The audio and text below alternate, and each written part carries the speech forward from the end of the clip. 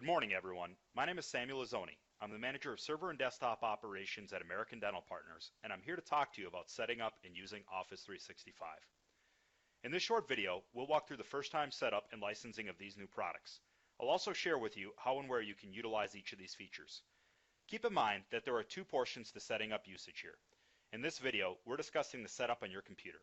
In an additional video, we'll discuss setup on a mobile device.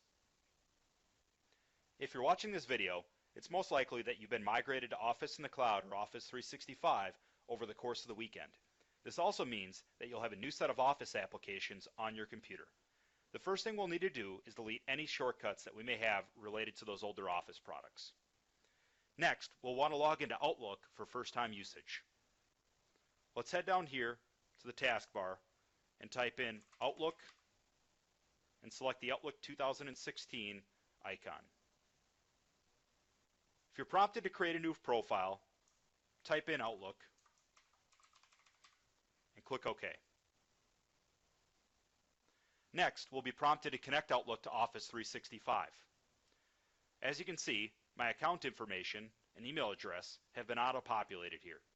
All we'll need to do then is click Connect.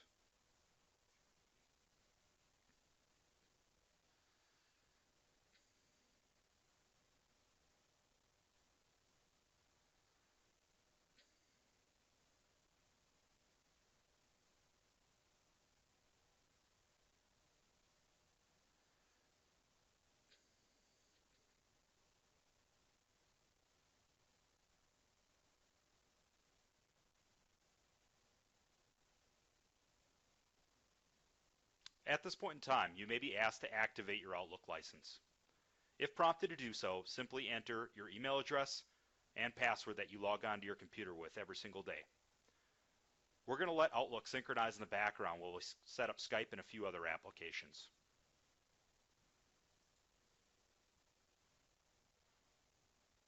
Let's head back down to the Start menu here and type Skype for Business.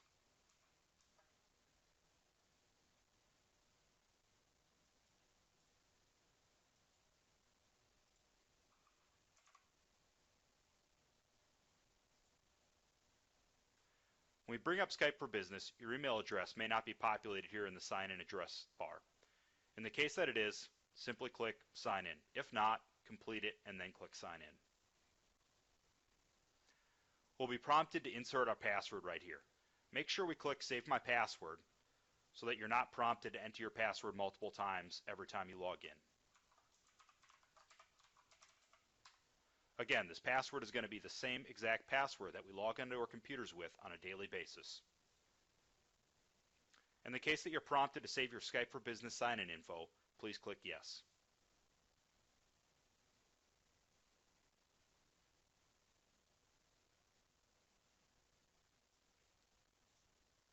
Now that we're signed into Skype, let's move on to our OneDrive device.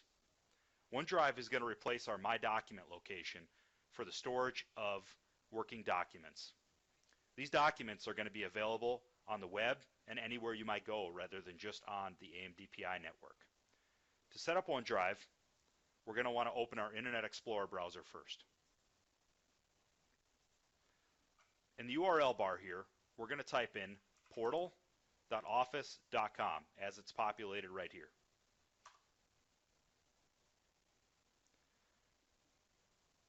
As you can see, I've signed in once before, so my email address is populated in the sign-in information. In the case that yours isn't, you'll simply have to type it in these blank bars right here. We'll provide our email address, as well as our network password that we log on to our machines with every single day.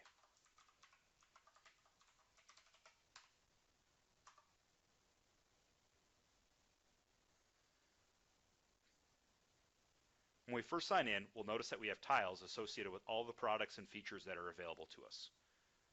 For right now, we're going to concentrate on OneDrive. Click the tile.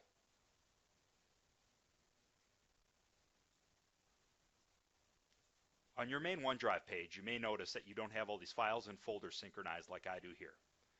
What we want to do is synchronize some of those files and folders. If we go up to the Sync button right here, it will set up the connection to our computer to begin synchronizing files.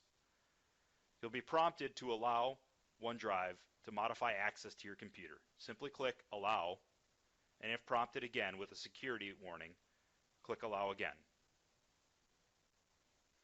In the case that your email address isn't automatically populated there, simply type it in and then click Sign in.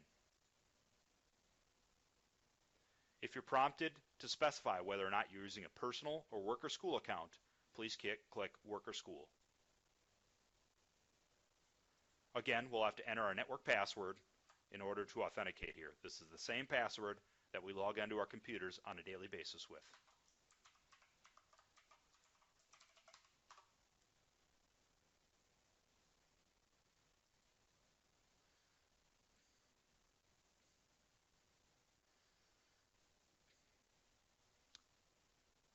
In the case you'd like to view these little bits of training, they're going to tell you how and why to use OneDrive.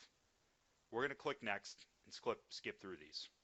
If you already have files in your OneDrive, it'll let you know which files that are available for synchronization. In the case that you don't, simply click Next and we'll drag some folders and files into our OneDrive. Lastly, we're going to want to open my OneDrive so we can start populating it with information. As you can see, it opened our OneDrive location on our computer. In the case that it doesn't open this, we can open it simply by going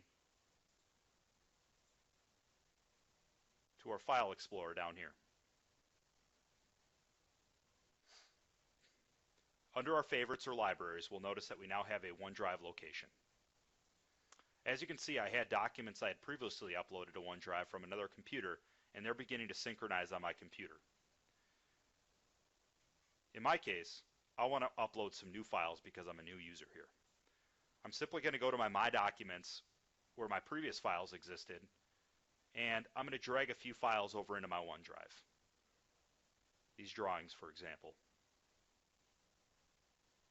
After I drag them over, they'll begin copying. When they complete copying, these files will now be uploaded to the cloud and available on any single computer that I synchronize my OneDrive with.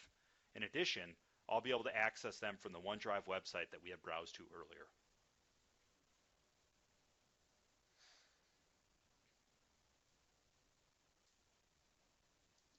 This concludes our session on setting up Outlook, Skype, and OneDrive for business.